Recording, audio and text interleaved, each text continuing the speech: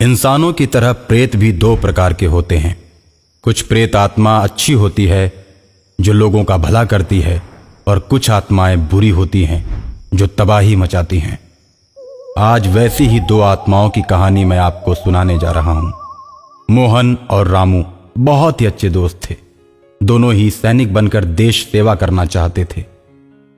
दोनों हमेशा एक साथ रहते थे, एक साथ खेलते कूदते थे और एक साथ ही स्कूल जाया करते थे। एक दिन उनके स्कूल में एक नया टीचर आया। आते ही बच्चों को उसने अपना परिचय दिया। बच्चों, मेरा नाम अशोक है। मैं तुम लोगों का फिजिकल टीचर हूं और कल से मैं तुम लोगों को अच्छे अच्छे खेल सिखाऊंगा। शरीर को स्वस्थ रखने के लिए व्यायाम बताऊंगा। टीचर की बात सुनकर मोहन और रामू बहुत ही खुश हो जाते हैं। दोनों ने मन में सोचा, व्यायाम और खेल दोनों ही सैनिक बनने के लिए बहुत ही जरूरी है।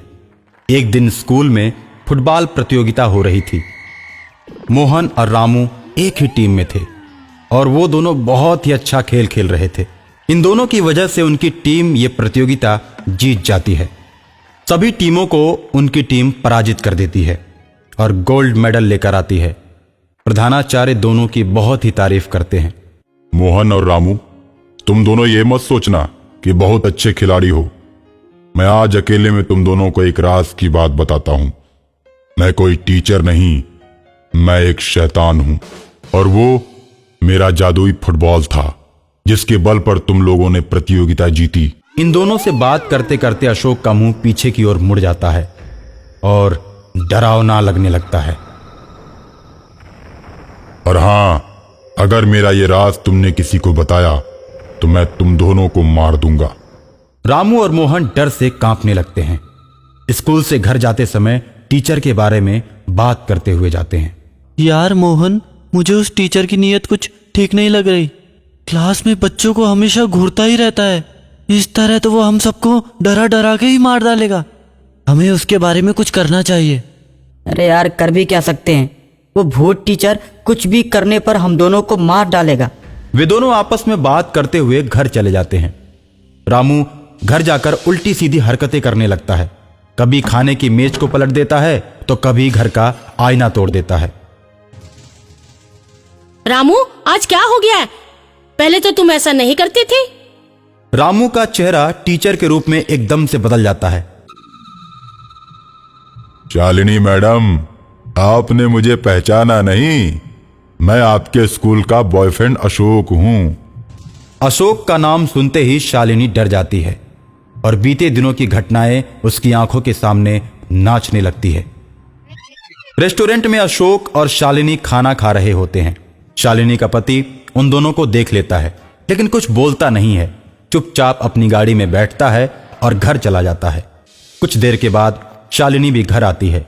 कहाँ गई थी तुम? घर के जरूरी सामान और सब्जियां लेने बाजार गई थी। तब तो सब्जियां काटने के लिए चाकू भी लाई होगी। हाँ, बिल्कुल लाई हूँ। लेकिन तुम चाकू की बात क्यों कर रहे हो? मैं भी ऑफिस आते वक्त सेब लेकर आया हूँ। चलो, सेब को चाकू से काट कर टेबल पर रख दो, फिर हम दोनों बैठकर खाते हैं। अरे यार, ऐसा क्यों नहीं करती? अशोक को भी बुला लेती। कौन अशोक? वही जिसके साथ रेस्टोरेंट में बैठकर तुम खाना खा रही थी। तुम कैसे बहकी बहकी बातें कर रहे हो? देखो, मैं कोई बहकी बहकी बातें नहीं कर रहा हूं।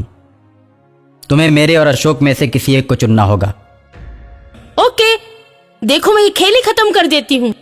शालिनी अशोक को फोन करती है और एक सुनसान जगह पर रात के अंधेरे में बुलाती है। अशोक शालिनी से मिलने के लिए आता है और जैसे ही गाड़ी से उतरता है, शालिनी उसे बेरहमी से मार देती है और अपनी गाड़ी स्टार्ट करके घर चली जाती है। किसी को भी इस बात के बारे में कुछ भी पता नहीं चलता। तुम पुरानी घटनाओं के बारे में सोच रही थी ना? मैं आत्मा हूं। कौन, कब, क्या और कैसे सोचता है, सब जान जाता हूं। आज मैं तुमसे बदला लेने आया हूं। मेरी आत्मा को तभी शांति मिलेगी जब मैं तुम्हें मारकर अपने साथ ले जाऊंगा। इस तरह अशोक शालिनी को मारकर उसकी आत्मा को अपने प्रेतों की दुनिया में लेकर चला जाता है। इस तरह दोनों प्रेतों की दुनिया में जाकर एक दूसरे के दुश्मन बन जाते हैं और दोनों हमेशा टकराते रहते हैं। शालिनी प्रेमी जोड़ों को मारती है और अशोक उन जोड़ों को बचाता है।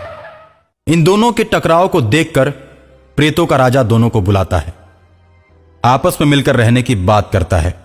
शालिनी स्कूल में जाकर कई बच्चों को गायब कर देती है। बच्चों के माता पिता को परेशान देखकर अशोक दुखी होता है। शालिनी की कैद से बच्चों को छुड़ाकर आजाद कर देता है। इस तरह शालिनी और अशोक की अच्छी और बुरी आत्माएं आपस में हमेशा टकराती रहती हैं।